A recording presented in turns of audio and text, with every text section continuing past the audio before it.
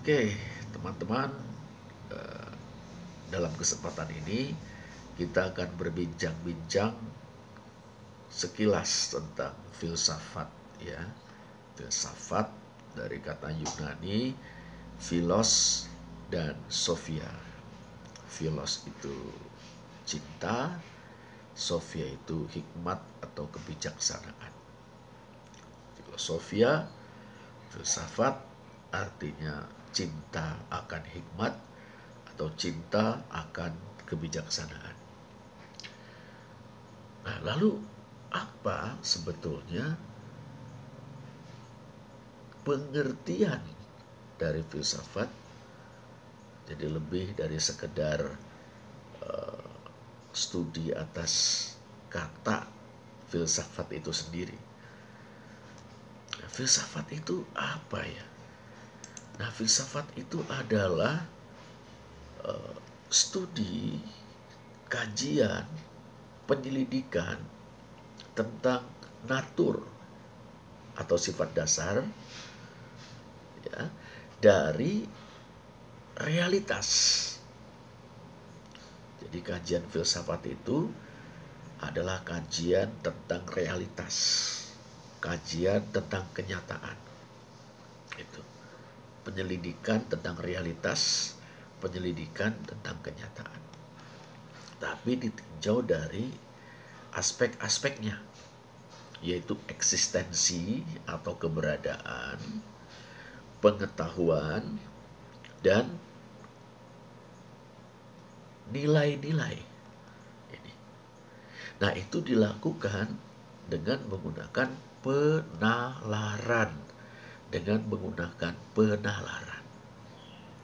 Filsafat adalah studi, kajian, penyelidikan tentang natur atau sifat dasar dari realitas, yakni eksistensi atau keberadaan, pengetahuan, dan nilai-nilai yang dapat ditemukan oleh penalaran manusia. Atau kalau kita mau ungkapkan dengan cara lain, filsafat adalah penyelidikan rasional sehubungan dengan pertanyaan-pertanyaan tentang eksistensi, pengetahuan, dan etika. Ya, sekali lagi ya, filsafat adalah penyelidikan rasional berkenaan dengan pertanyaan-pertanyaan tentang eksistensi, pengetahuan, dan etika. Ya, itu dia. Nah, kalau begitu kita sudah dapat melihat ya, filsafat itu menggumuli pertanyaan-pertanyaan yang diajukan oleh manusia tentang realitas atau kenyataan yang di dalamnya manusia itu hidup, sekaligus yang dihadapi oleh manusia. Nah, filsafat menggumuli pertanyaan-pertanyaan tentang realitas itu satu ya aspeknya, yaitu hakikat dan makna dari eksistensi atau keberadaan. Nah, kajian filsafat yang menggumuli perihal hakikat dan makna keberadaan kita namakan ontologi atau metafisika.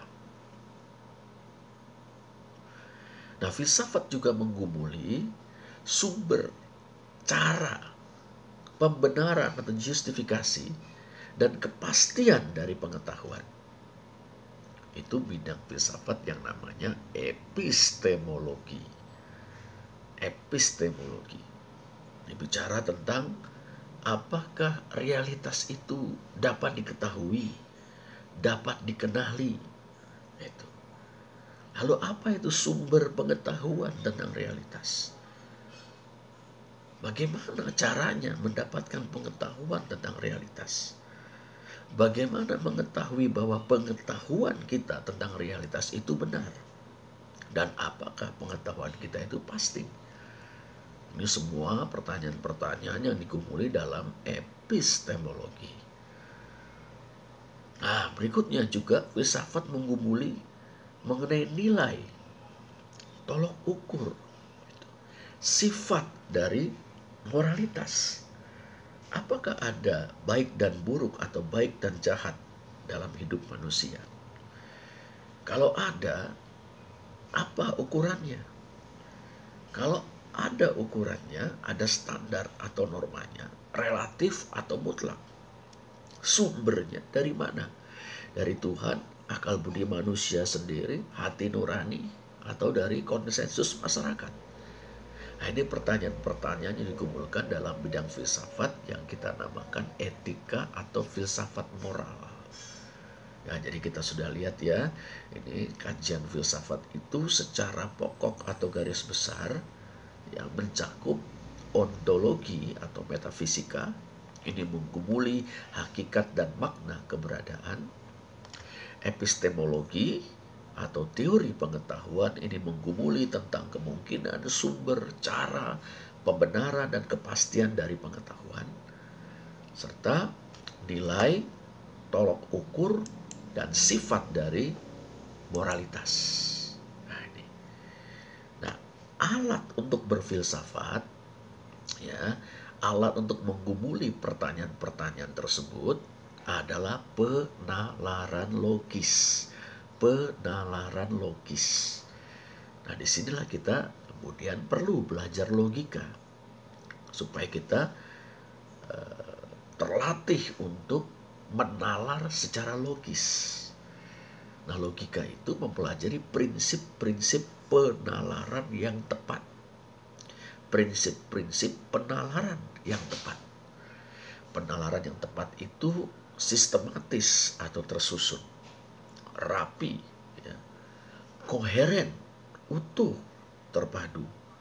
Satu unsur dengan unsur yang lain dalam sistem penalaran itu, ya, terkait, terpadu, dan konsisten taat asas. Dalam sebuah bangunan penalaran atau bangunan pemikiran, ya, yang dikatakan barusan harus cocok dengan asas, dengan premis, dengan dalil yang dasar. Demikian juga kesimpulannya. Nah, dengan logika ini kita menalar kritis atau menalar secara analitik, sehingga kita bisa juga membangun pemikiran yang sistematis, koheren, dan konsisten. Nah, ini ya, logika adalah alat untuk berfilsafat. Alat untuk berfilsafat itu logika. Penalaran kritis, penalaran yang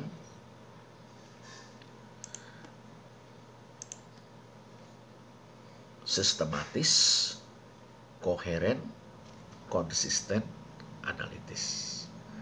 Nah, ini memang sebuah terobosan di zaman kuno ketika orang mulai berani berfilsafat, orang berani bernalar.